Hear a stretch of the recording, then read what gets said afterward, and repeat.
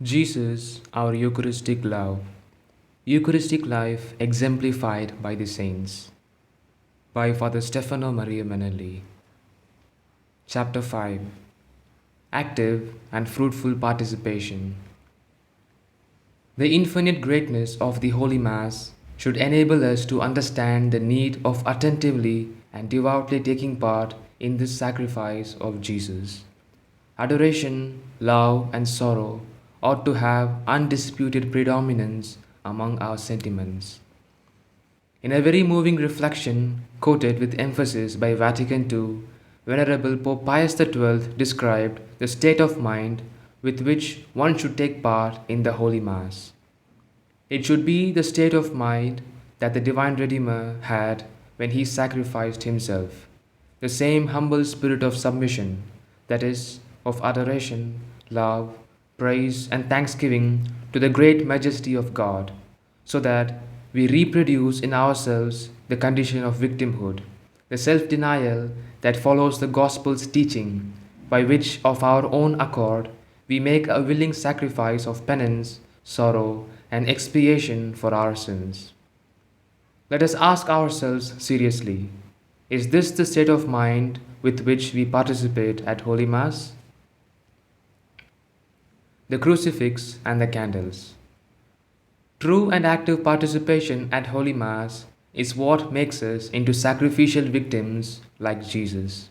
Such participation succeeds in reproducing in us the pain-shared features of Jesus, bestowed upon us a companionship with Christ in his sufferings, and rendering us conformable to his death.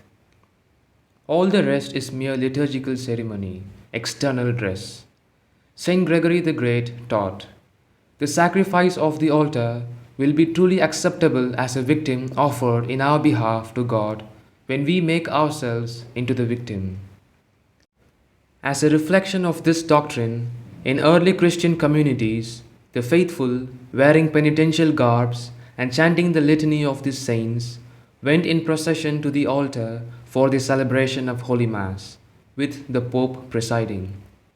If we would go to Mass in this spirit, we should want to make our own the sentiment St. Thomas the Apostle expressed when he said, "Let us also go, that we may die with him." When St. Margaret Mary Alacoque attended Holy Mass and would gaze at the altar, she would never fail to glance at the crucifix and the lighted candles. Why? It was to impress on her mind and heart two things: that the crucifix should remind her of what Jesus had done for her, that the lighted candles recall what she must do for Jesus, that is, sacrifice herself and be consumed for him and for souls. Every day the King of France, St. Louis IX, would attend the Holy Mass on his knees, on the bare floor. One time, a valet offered him a kneeler, but the king told him, "At Mass, God offers himself as a sacrifice, and when God sacrifices himself, kings should kneel on the floor." Saint John Bosco recommended that young people participate at Holy Mass by following the method of Saint Leonard of Port Maurice, who divided the sacrificial part of the Mass into three parts, whereby one meditates first upon the passion of Jesus from the offertory to the elevation, second upon our sins, the cause of the passion and death of Jesus, until communion, and third upon the resolution to live a pure and fervent life, from communion to the end of Mass. To be able to do this in the simplest and most fruitful way, it is enough to commit oneself to follow attentively the priest at the altar. In this way, one overcomes more easily the distractions and boredom. And on Sundays, one should not go in search for, as some do, the shortest Mass, simply because they can hardly wait for Mass to end. One day, the father of Guido of Fort Gallant asked his son how one should occupy himself during Mass. During Holy Mass, the holy youth replied, "Our single occupation is to follow it. It is enough to read with the priest the prayers that he recites at the altar. It is the same reply that Pope St. Pius X gave to whomever wanted to know what prayers to recite during Holy Mass. Follow the Mass, say the prayers of the Mass. Be like Our Lady on Calvary. The best example of participation at the Holy Sacrifice is given us at the foot of the cross by the Most Blessed Virgin Mary, Saint John the Evangelist, and Saint Mary Magdalene with the pious women. To assist at Mass is very much like being at Calvary. The servant of God, Pope John Paul II, in a discourse to youth, made this simple, moving statement. To go to Mass means to go to Calvary, to meet Him, our Redeemer. A meeting of love and sorrow with Jesus crucified. This is participation at Holy Mass. Saint Andrew of Avellino used to be moved to tears as he said, "One cannot separate the most holy Eucharist from the passion of Jesus." One day, a spiritual son asked Saint Pio of Pietrelcina, "Father, how should we take part at Holy Mass?" Saint Pio replied, "As Our Lady, Saint John, and the pious women did on Calvary, with love and compassion." In a missal of one of his spiritual children, Saint Pio wrote, "In assisting at Holy Mass, concentrate intently on the tremendous mystery which is taking place before your eyes, which is the redemption and reconciliation of your soul with God." At another time, he was asked, "Father, why is it that you weep so much during Mass?" "My daughter," replied Saint Pio, "what are those few tears compared to what takes place at the altar? There should be torrents of tears." At another time, someone said to him, "Father, how much you must suffer by standing on the bleeding wounds of your feet for the entire time of Mass."